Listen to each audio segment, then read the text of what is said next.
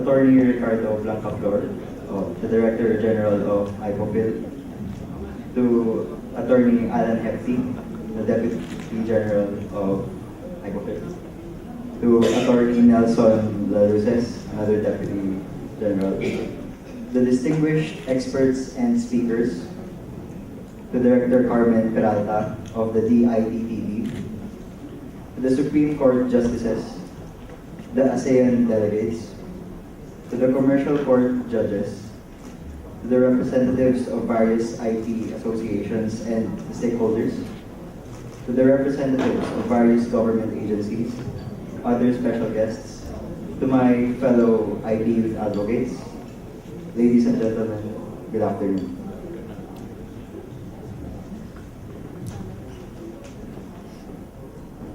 (1693), according to the Intellectual Property Office of the Philippines, or IPOPHIL, that is the number of raids performed in the year 2012 by the different law enforcement units in their collaborative and continuous effort to defeat piracy in the national capital region alone.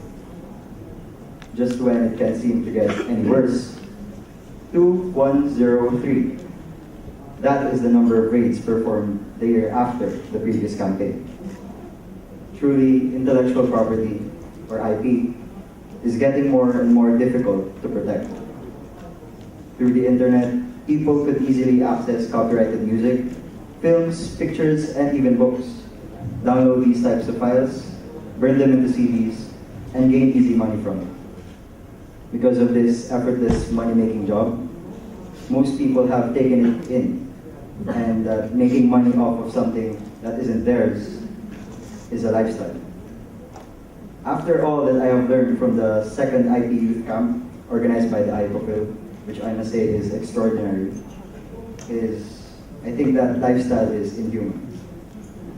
A person would work his eyebrows off, spending countless number of hours trying to finish writing a song or thinking of the perfect camera angle to take the best pictures. And after he is done, he would share his work with the world, proud of what he has just accomplished. Then, out of nowhere, people would just take his work and sell it for a price not even close to an eighth of what it's really worth. This in turn would really be something that would dishearten the person whose property was stolen. In fact, this would be disheartening for anyone. If what I worked for so long and hard was stolen and taken away from me, my creative juices won't really start flowing for maybe a long amount of time. I mean, why bother making contributions to the world when the world won't even acknowledge me as the one who contributed? This mindset, if made known to everyone, would lead to a gradual decline in the advancement of knowledge in all of the fields and in all of the disciplines. There will be nothing new, there will be no progress, and absolutely, there will be no development for anyone.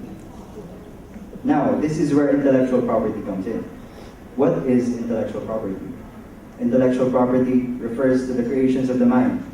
Any inventions, literary and artistic works, design symbols and names and images used as for commerce. Intellectual property rights simply mean the rights that protect intellectual property. These include copyrights, patents, and trademarks, but you all know that.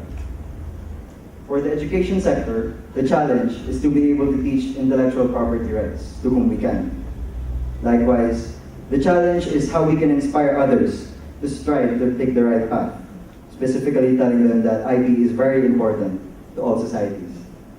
The question of how can the academic community be able to tell the people across the globe that in order to make growth and development more inclusive, it is imperative that all of us should have the values and right conduct, specifically in protecting and understanding the dynamics of intellectual property. Thus, it is very important that there will be a strong collaboration and partnership with the government, specifically the IPOPIL, the knowledge workers, the creators, the industry, the academic institutions, and other stakeholders to be able to integrate fully IP in the Philippine educational system. A Filipino student spends an average time of 7.5 hours a day in school or nearly 1/4 of a day. If we would be able to utilize this precious time to teach IP, integrate IP, and value IP, then the results would be good, positive. As a student who is an active advocate of academic excellence, I firmly believe that education is a powerful tool that we must use in order to make things right. This special process will surely deliver the important message of IB to all of us: the value of respect and the importance of innovation. Schools must mainstream and institutionalize intellectual property with its curriculum, incorporating it with educational research and writing-based courses. These subjects are where IP will be most likely created, as copyright is the writing and patent is the invention. Introducing IP to students must be the first step in this educative process.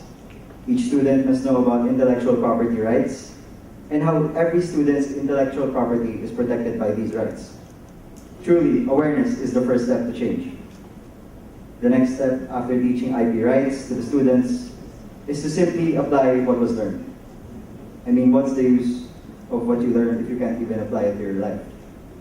Everyone can do this in the most simple of ways. Instead of photocopying substantial parts of books, one could just buy a copy of the book and use it as a reference.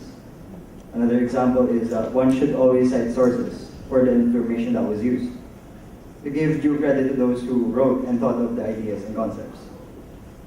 These simple ways would greatly show support for the authors, and they would definitely be motivated to write better books. Hopefully afterwards, we can create an IP society which is knowledge-driven, demystified, development-oriented, and democratized. The vision of IPOFIL. We should not only protect IP, but we must treat it as something we would need and use in our daily lives. Intellectual property rights should be greatly emphasized, not only to the students, but to each and every person. Because this would not only help people gain money that would last for a few years, but also knowledge that would last lifetimes. Creating and protecting intellectual property would also be a lifestyle anyway. As I end my speech, I want to pose this challenge to all of us, here advocating for an IP-sensitive Philippines, that all of us should respect each other's IP, everyone's IP, and lead by example. Thank you very much. Thank you so much, Jolo of the Makati Science High School, for your beautiful and insightful sharing.